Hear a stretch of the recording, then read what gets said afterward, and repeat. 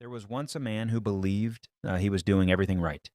He woke up early, checked his phone before his eyes fully opened, rushed through his morning, moved from task to task, answered messages, completed deadlines, smiled when required, and slept only when exhaustion forced him to stop. Every day looked productive from the outside. People admired his discipline. Some even called him focused. But late at night, when the noise of the day faded, he felt something heavy sitting inside his chest, something he could not explain. He thought it was stress. He thought it was responsibility. He thought this was just what adulthood felt like. So he ignored it. He told himself that one day things would settle. One day he would rest. One day he would feel peaceful. But that day kept moving forward like a horizon he could see but never reach. One evening, while walking home, he noticed an old monk sitting quietly under a tree near the road. The monk was not asking for anything, not speaking, just sitting as if time had stopped around him. The man slowed down for a moment, curious. He wondered how someone could sit so still when the world was rushing by. Something about that calm felt almost uncomfortable. The next day, he passed the same road again. The monk was still there. The man stopped and asked, "How can you just sit like this? Don't you have anything to do?" The monk looked at him and smiled gently. "I am doing something," he said. "I am not running." The man laughed lightly. "Running? I am not running either. I'm just busy." The monk nodded as if he had heard that answer many times before. "Most people who say they are busy," he replied softly, "are running from something they don't want to meet." The man felt slightly irritated. He defended himself quickly. "I work hard. I have goals. I have responsibilities. That is not running." The monk did not argue. He simply asked, "When was the last time you sat alone without doing anything?" The man thought for a moment. He couldn't remember. That night, the question followed him home. He tried to ignore it, but it stayed in his mind like a quiet voice. He opened social media, watched videos, replied to messages, but the question kept returning. When was the last time he had done nothing? He realized he was always filling silence with something. Music while walking, videos while eating, messages while waiting. Even when tired, he reached for distraction instead of rest. Silence felt strange, almost dangerous. He decided to test himself. He turned off his phone and sat on the edge of his bed. At first, it felt peaceful. Then slowly, thoughts started appearing. Unfinished tasks, past mistakes, fear about the future, doubts he never admitted, questions he avoided. The silence became heavy. After only a few minutes, he reached for his phone again. He realized something that night that made him uncomfortable. He was not avoiding boredom. He was avoiding himself. The next evening, he returned to the monk. "I tried sitting alone," he said. "It felt terrible." The monk nodded. "That is because you met the person you keep escaping." The man frowned. "I don't understand." The monk looked at him carefully.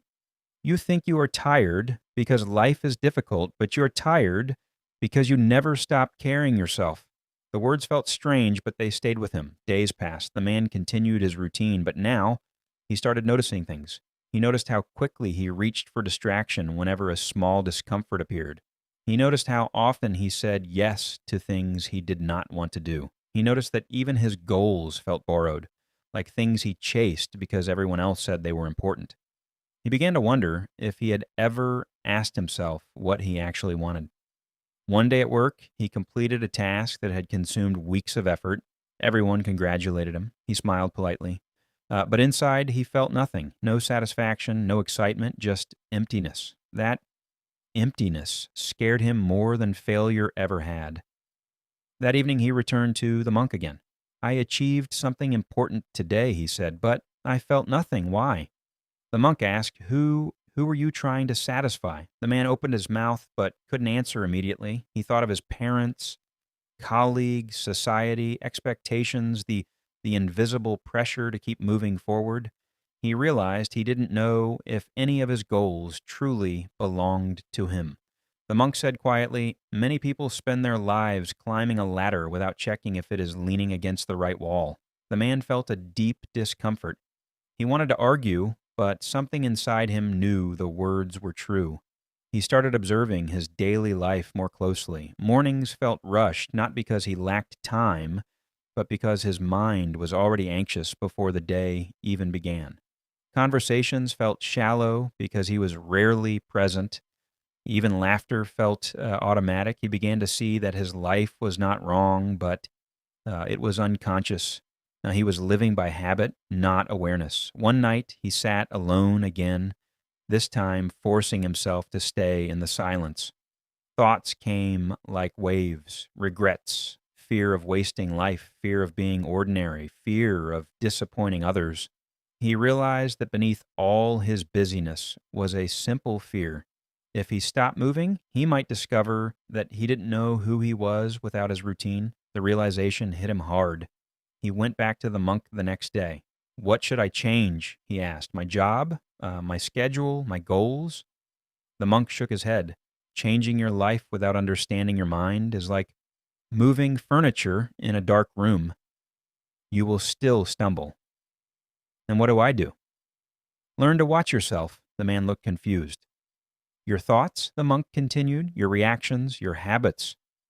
Notice them without judging.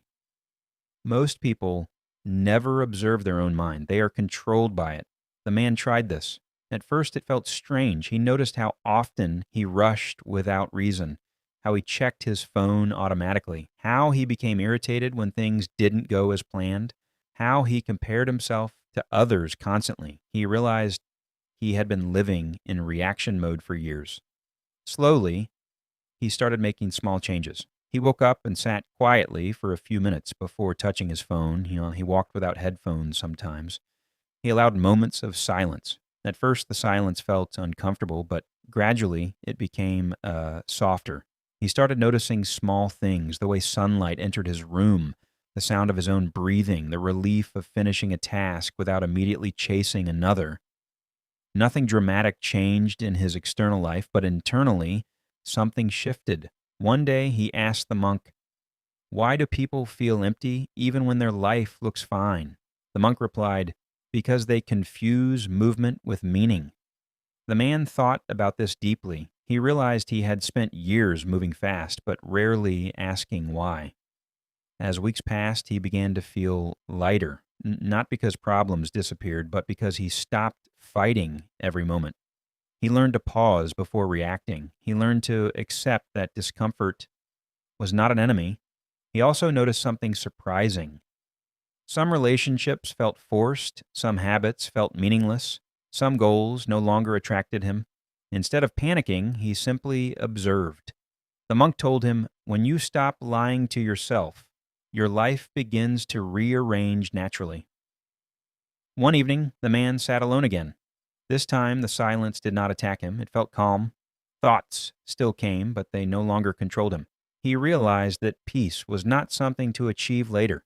It was something available in small moments when he stopped resisting himself. He remembered how desperately he used to wait for weekends, vacations, future success, thinking happiness was somewhere ahead. Now he saw that he had been skipping over the only place life actually existed, the present moment. He asked the monk one final question. "How do I know if I am living correctly now?" The monk smiled.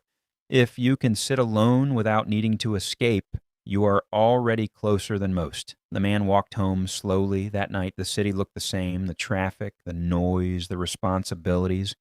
Nothing had changed, but inside there was space where there used to be pressure. He realized that his routine was never the enemy. His unconscious way of living it was. Days turned into months. He still worked hard, still had stressful days, still felt tired sometimes. But the exhaustion was different now. It no longer felt like a life he was trying to outrun. He learned to pause when anxiety appeared instead of drowning it with distraction. He learned to ask himself simple questions. What am I feeling right now? What am I avoiding? What truly matters today? Sometimes the answers were uncomfortable, but honesty felt lighter than constant escape. He began noticing people around him living exactly as he once did, rushing, scrolling, complaining about time, waiting for life to start later. He wanted to tell them what he had learned. But he understood that realization cannot be forced. People must feel their own discomfort first. One evening, he passed the tree where the monk used to sit. The monk was gone, the space was empty, but it didn't feel empty to him. He sat there for a while, breathing quietly. He understood something deeply in that moment. Life had not become easier. He had simply stopped fighting reality. He smiled to himself, remembering the first words the monk had said, "I am not running." Now, he finally understood. Most people are not tired because they work too much. They are tired because they are carrying expectations that were never truly theirs. They are exhausted from pretending, from comparing, from escaping silence. The man realized that change does not begin with big decisions. It begins with awareness, with small pauses, with honesty. And perhaps the hardest truth of all was this: nothing outside needed to change first. The real shift happened the moment he stopped waiting for life to feel different and started paying attention to the life already happening. He stood up and walked home slowly, not rushing, not delaying, just walking. For the first time in many years, he was not trying to reach the future. He was simply here, and strangely, that felt like enough.